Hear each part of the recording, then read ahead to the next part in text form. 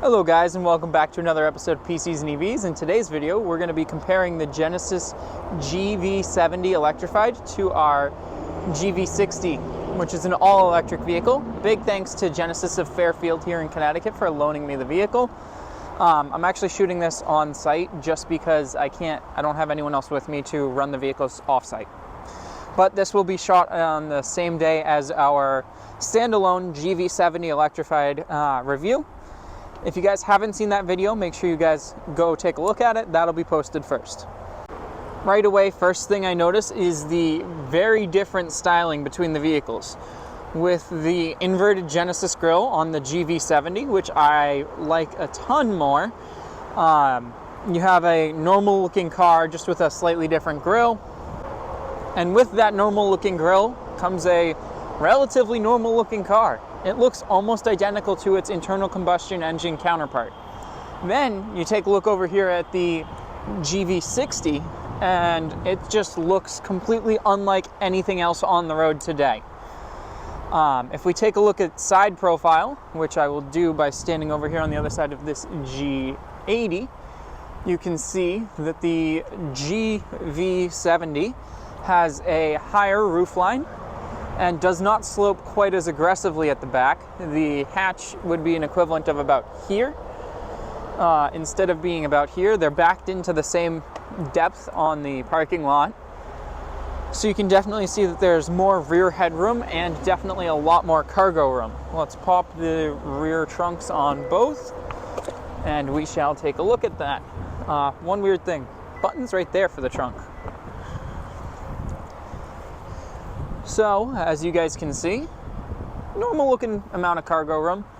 And then on here, you just get an extra couple of inches of depth. I'm going to review real quick what that actual measurement difference is.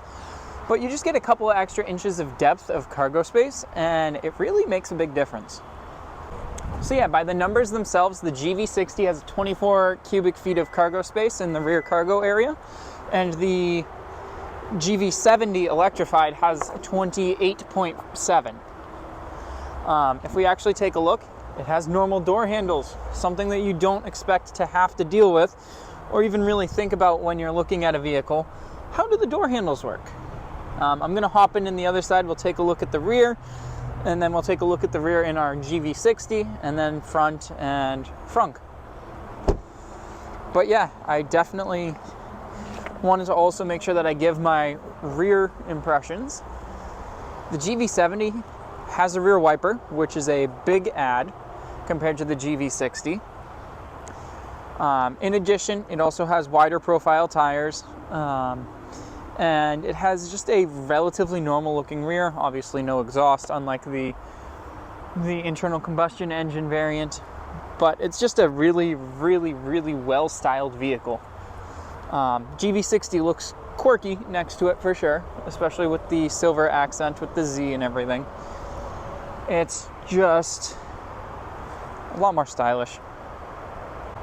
Now, as far as rims go, I will actually have to say that I prefer the styling on our GV60 rims to the ones that come on this GV70. Now, as I go to take a seat in the rear seat with my front seat where I normally would sit, I'm about 5'7". I have plenty of legroom and actually pretty decent footroom, though I will say it seems to be angled up pretty far on the seat. You definitely kind of sit back into it. One big thing that I liked about our GV60 though that I haven't looked at yet on the GV70 is it has a door cup holder so that you don't have to deal with one in the middle. Now, let's compare this seating height and everything to what we get in the GV70. Flipping over and taking a look now at the GV70 Electrified. This is a little bit plusher of a seat.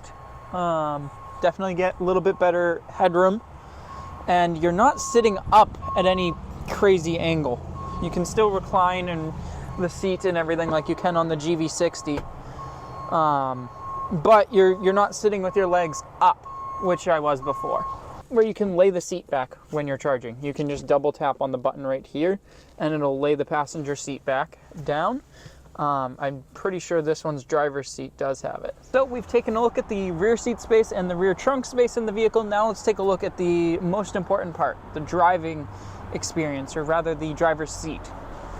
This is a very, very comfortable driver's seat with heated and ventilated seats, of which you have 3 levels.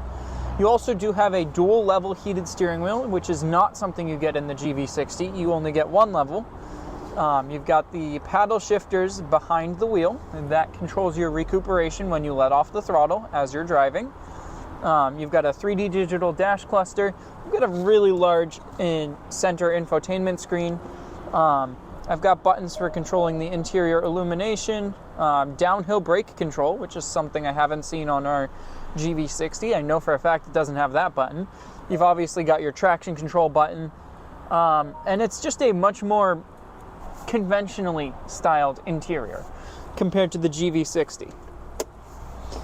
For example, what I mean by that is that the GV60 has all kinds of fancy rotary knobs on the door for controlling like the mirrors. The other side has like a scent diffuser, and it's just unique for sure. It's not a bad thing, it's just different. It has all kinds of buttons on here, including our boost button. The model we're reviewing is it's equivalent in powertrain to the GV60 Performance. It is a Prestige. I forgot what the name of the trim was for a split second.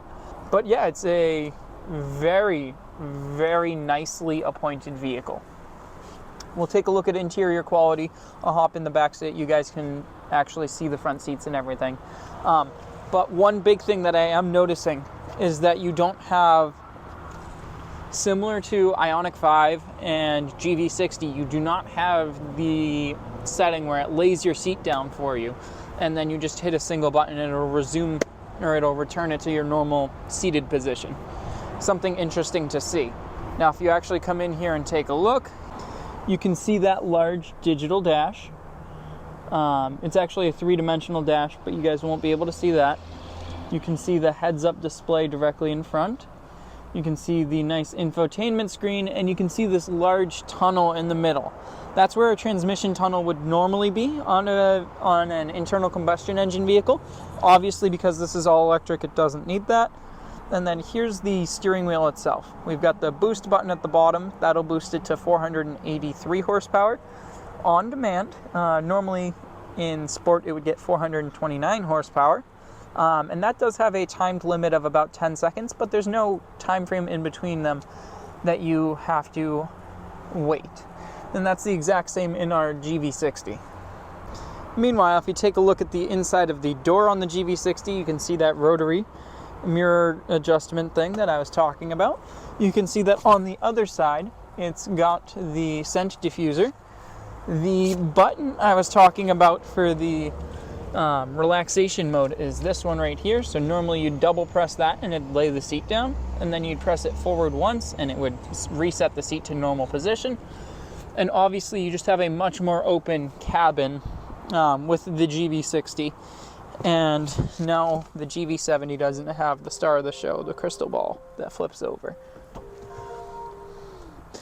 With both vehicles, you do get wireless charging. It's going to be located here on the GV60, and then I'll show you in just a minute where it is on the GV70. Both vehicles do also feature Apple CarPlay and Android Auto. Nothing missing out there. All right, and then right here is where you would have your Apple CarPlay and Android Auto plug-in. You also have a charging plug, and you've got a wireless charger. The vehicle also comes with a key card. If I can get it out. Comes with an NFC key card so that you can use this to lock your car and drive your car. Obviously, it's got 2 decent-sized cup holders. Nice armrest compartment size.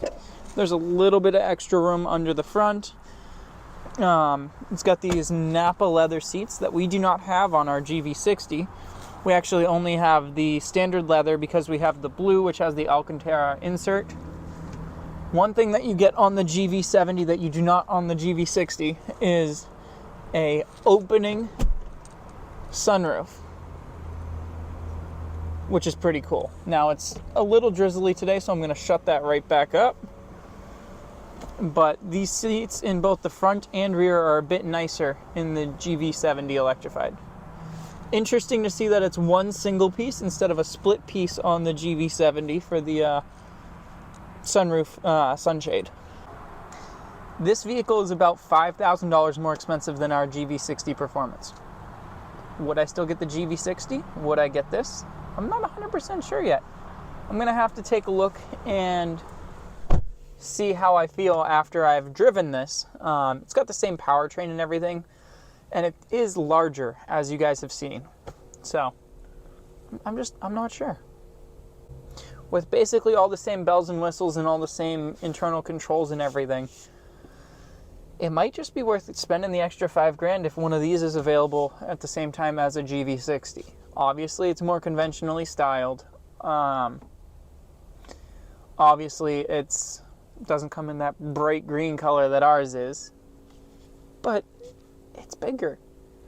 And at the end of the day, Americans seem to just keep buying large SUVs. Now, as far as range numbers, this vehicle gets about 236 miles of range. I think it's about 238 on our GV60, so with the bigger motors. So realistically, range is basically the same, which is crazy to me considering how much larger this vehicle is. And this is the Seville Silver, which is a $575 paint option. This would be the one I'd go with. And it's a $74,555 for this physical unit. And it's at Genesis of Fairfield. If you do come down here, make sure you ask for Mitch.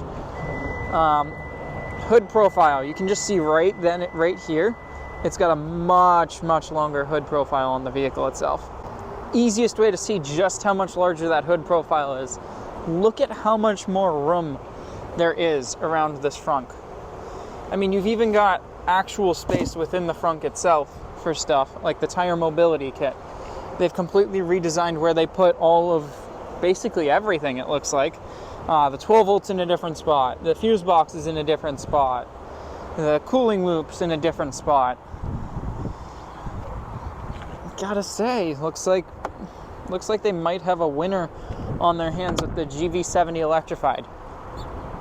Now remember guys, for that large SUV market, you're looking at the GV70, the GV60, the BMW iX, the Volkswagen ID4, though that's more of like a mainstream brand vehicle.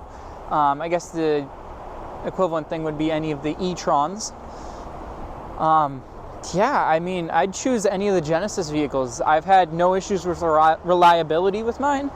I've had no issues with charging mine. Both of these vehicles come with 3 years of free Electrify America charging. And I just gotta say, it's an amazing looking vehicle. If I were purchasing today, I'd have a really tough time choosing between the two. That's for sure. So let me know what you guys would pick, whether you'd pick the Genesis GV60 Performance at about $69,000 or whether you'd pick the GV70 Prestige for about $74,500 as spec'd with these two vehicles here.